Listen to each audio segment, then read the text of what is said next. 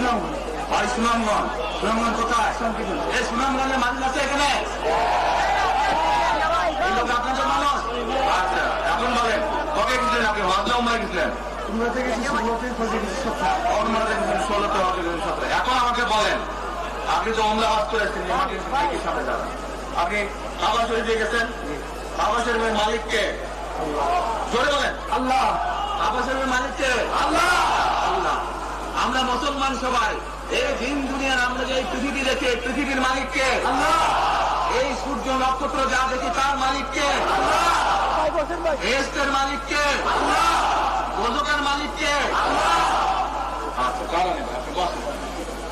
আপনারা সকলেই সাক্ষী দিলেন দোজখের মালিক আল্লাহ, বেহেশতের মালিক আল্লাহ, এই পৃথিবীর মালিক আল্লাহ, কাবার মালিক আল্লাহ।